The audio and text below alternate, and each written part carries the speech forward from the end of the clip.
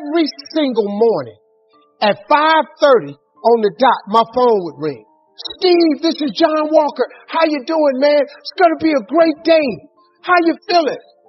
Yeah, John, I'm asleep, man. He said, every time I call you, I've called you 37 days in a row, and you keep answering the phone like something's wrong.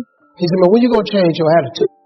He said, when you wake up in the morning, man, you got a bad attitude, which pretty much explains why you've been having a lot of bad days.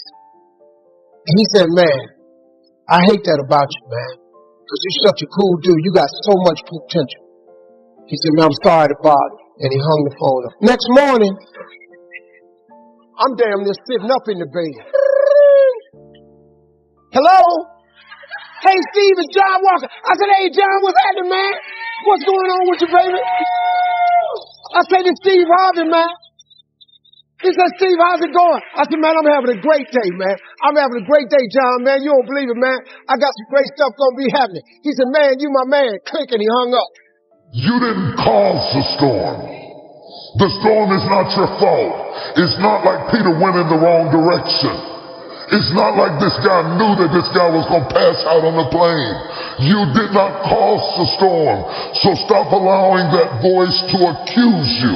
Because Satan is an accuser of the brother. And he will say you brought this on yourself.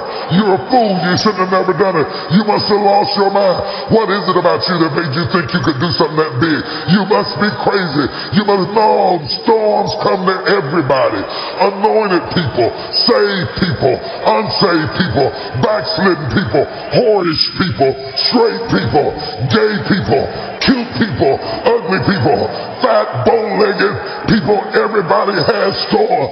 What made you think that you would be exempt from going through storms? I want to talk to you today about favor in the storm. When we think of favor, we think of something good happening. We received a promotion. We met someone special. The medical report turned around. We know that's the favor of God. But when we face difficulties, things aren't going our way. We're still taking the medical treatment. Our finances haven't turned around. The promotion didn't go through. Doesn't seem like we have favor. We have all these obstacles. But having favor doesn't mean you won't have challenges. Favor is what's keeping those challenges from defeating you. When you're in a difficult time, you may not see it, but favor is what's pushing back forces of darkness. Favor is what's keeping that sickness from taking your life. Favor is what protected you in that accident. If you didn't have favor, you wouldn't still be here.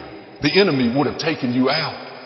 You may not recognize it, but you have favor in the storm. Favor taking the treatment. Favor dealing with an addiction. The scripture says God's favor surrounds you. It doesn't come and go. It's with you in the good times and in the tough times. When the Israelites were headed to the promised land, they came to the Red Sea. Pharaoh had just let them go, but he changed his mind, and he and his army came chasing them. The Israelites were at a dead end. They had nowhere to go. Moses held up his staff, and the waters parted. Those 2 million people begin to walk through on dry ground. We look at it today, and in hindsight, it's easy to see they had favor. The waters parted. But imagine being there, having to walk between walls of water, not knowing if at any moment they were going to collapse, holding your children tightly, the enemy chasing you, closing in. It was loud. People were panicking, all kinds of commotion. I don't think they walked through calm and collected. They were nervous, afraid, thinking of everything that could go wrong. What if these walls of water don't hold up and we all drown?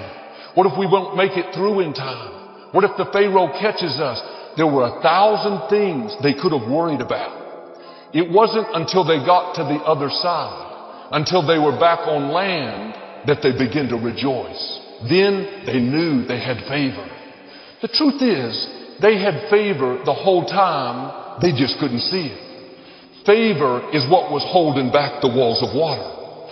Favor is what kept the enemy from catching them. When we're in the middle of a difficulty, sometimes we don't recognize that we have favor. It's easy to focus on all the things that could happen. What if I don't get well? What if I can't find another job? What if my child doesn't get back on course? You could live worried, losing sleep, panic, or stay in peace. You have favor in the storm. God is pushing back forces of darkness for you. He's not allowing the sickness,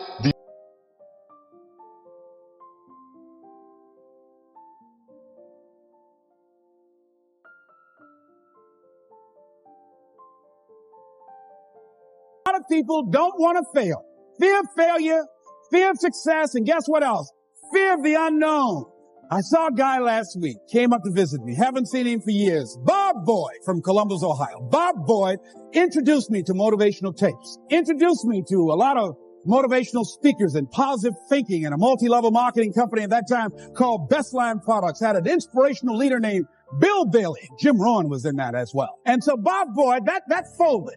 But here's what about Bob Boyd. Why I was interested in seeing Bob last week that drove up from Columbus. Bob Boyd, that I know has been involved, personally I know, and I've been involved in business deals with him. Bob has had at least 30 failures that I know. 30 business failures since I've known him, since 1972. Incredible. So I wanted to hear this deal that Bob was bringing me. Les, I've got to talk to you. So he came in the traditional Bob Boyd fashion. Hello, Les, how you doing? I said, fine, Bob. I wanted to know if Bob had lost in his fire, steam, had life beaten his dream out of him. Bob said, Les Brown, I've got a deal. You know, you get exposure to a lot of people. Man, I've got a deal. I'm thinking, does he want me to join Amway? What is this? Man, I've got something going. Man, this thing, man, Les, it's a money machine. I said, tell me about it, Bob. But here's what was going on in my mind. Bob didn't mention anything about all the losses, deals we'd lost some money on. It never came up in conversation. It was like, this is the first deal he ever brought me. I said, what courage? You know what Winston Churchill said? You know what Winston Churchill said about courage, Pat? He said, courage is the ability to go from failure to failure without losing enthusiasm.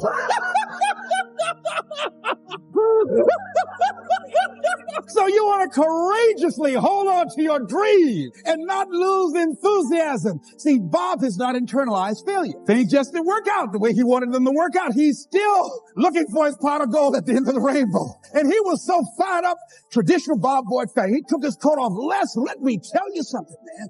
You've got to see this deal. With the things you're doing, you're now on PBS. Les, you'll make a fortune. Man, I just can't wait to tell you about it. I said, tell me, Bob, tell me. When he got to talking, I said, Bob, I want to be a part of it. He said, now explain to me what I just told you. I said, I don't know what it is, but I want to do it. I want to do it.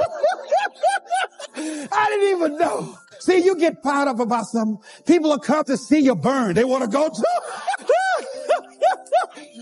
So I like the fact that Bob has not lost his fire. Bob is still hungry. Bob still sees his dream. Bob is still searching for a way to make it happen. He doesn't care about people talking about it. Man, he's never kept a job.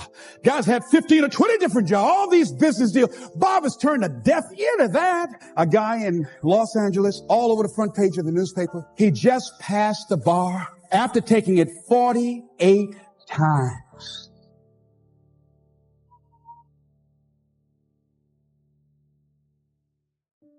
He had more than enough reason and excuses not to take it.